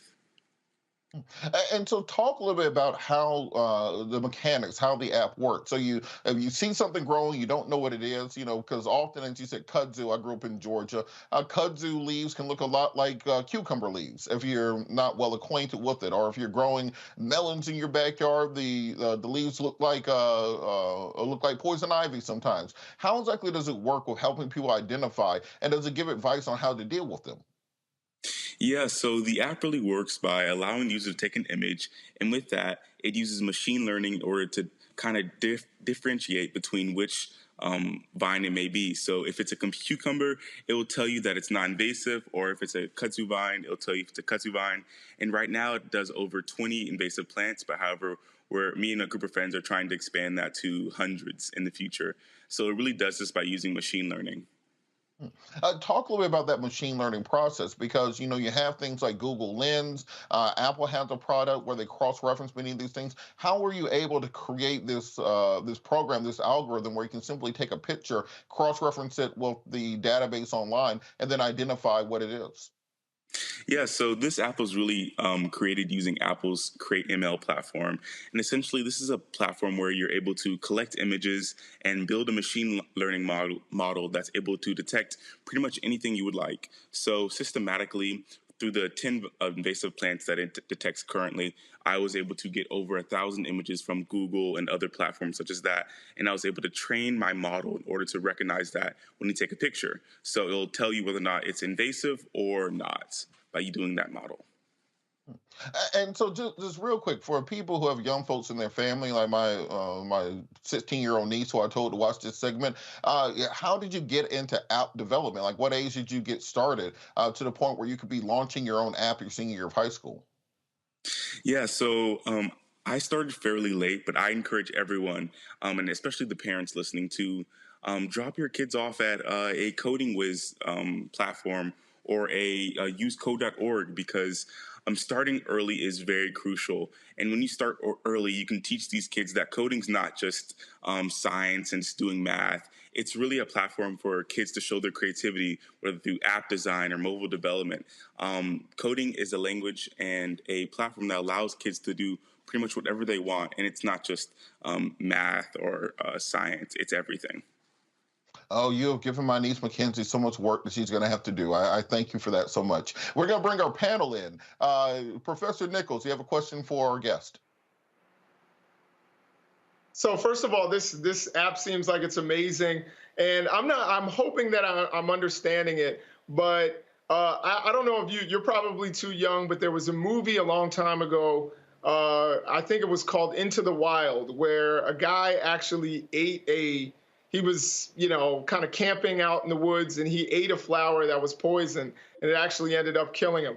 Now, would this app not only identify that flower, but tell you if it was edible? Yeah, so with this app, it tells you whether or not the plant is invasive. And if the plant is invasive, it tells you how to best handle it, whether or not it's poisonous, whether or not you need to wear gloves and things of that nature. And as me and a group of friends are expanding the app, we're going to include plant care. So it would cover things like whether or not you're able to eat this plant and how long it would take for it to grow. So thank you very much. That is absolutely amazing. Joe, did you have a question for our guest, Jones May? Yeah, Brother May, this is awfully impressive what you're doing. I'm thrilled for you. When you get techie and everything, you kind of talk over my head a little bit, but that's okay because you guys have got this going on generationally. I wonder what your plans are, if you've made them, related to your career path. And would it actually, we all know you can do anything you want to because you're already doing it, but is it going to be connected to technology? Is it going to be connected to plants and horticulture, if we still use that word? That was a class I had in junior high school back when you were a good idea. But, is it going to be connected to that business? Or is it going to be connected to, what do you think it's going to be connected to, or would it put it all together? Yeah, so, I'm in the thick of college applications, and I'm really trying to pursue a degree in computer science because ultimately I really love mobile app development. So my end goal is to, get a job in software development and ultimately become a software engineer. Wow. Well, I listen, I got no doubt it's going to happen, man. This is really good, and we're proud of you, man. It's good stuff. Absolutely. Christina, do you have a question for Jones? I think you might be on mute, Christina. How do users download your app to use it in their own gardens at home? Yeah, so definitely. Ivy is available on the App Store. We are also going to be available on Android in a few months. Bear with us. We are having some technical difficulties as we start to add more and more plant species. But ultimately, in the next couple of months, you'll be able to detect over 100 plants and really suit the user's needs. And so I had a follow-up question. Have you worked or reached out to any major corporations to potentially help you with developing this or to move this idea along? I'm certain that companies like Home Depot and Lowe's or John Deere, any agricultural company, will be more than happy to sponsor a team like yours that are putting together an app of this nature. Have you had any contact with groups of that nature? Yeah, so definitely that is a great idea, and me and my co-founders are definitely going to be considering that.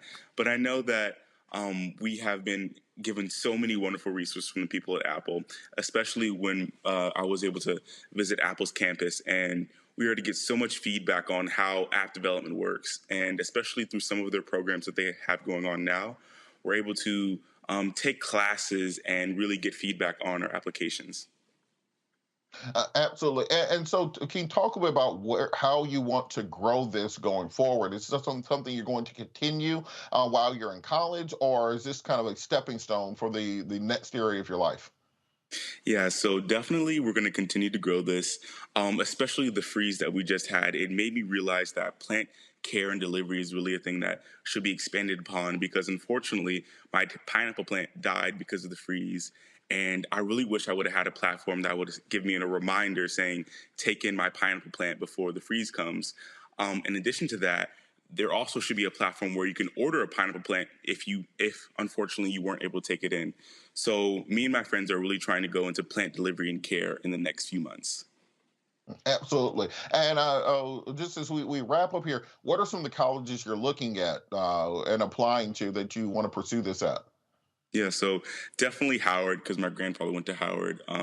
Looking at Stanford and those type of colleges. Yeah. Okay, well, look, we're going to help grease those skids. Look, everybody, if you can get someone through some nepotism and some connections, by all means do so. So email me after the show. We want to make sure we connect you with the right people. How can people download the app and where can they find more information on the team that you put together developing this? Yeah, so definitely on the App Store. It's called Ivy Plant Identifier. And my team will be listed in the coming weeks as we continue to grow and expand, and look forward to the coming updates about plant delivery and care. Well, we really support you. We really thank you for everything you're working on. You're an inspiration. We like to highlight young people who are doing the right thing, not just the people doing the wrong thing. We really appreciate everything you're doing. Just remember to reach out to me. I'm going to work on connecting with some people in the agricultural industry that might be interested in this. Jones May, Ivy app, you can get it. Ivy Identifier in the Apple App Store. We'll be coming to the Android store going forward. Thank you so much for joining us. Thank you. Thanks. Look, that wraps up another episode of Roland Martin Unfiltered, streaming live on the Black Star Network. You still have time to like, subscribe, share. We're trying to get 1,000 likes on each of these videos. When Roland gets back, we can show it to him and just let him know we keep this train rolling. And even if he's not here, it is still in good hands. Got to thank our guests today for everything they've done. Got to thank our panel, Joe Richardson, Jason Nichols, Christina Sears, who are pinch hitting and hopping in at the last minute. Got to thank Fred Anderson, FreddieO.com, as well as Dr. Nola Hayes. I got to thank the control room for staying in my ear and keeping this train rolling down the line. And as I say to end every show, in the words of Gil Scott Heron, no matter the consequences or fears to grip your senses, you got to hold on to your dreams. Hold on to your dreams, America. Holla!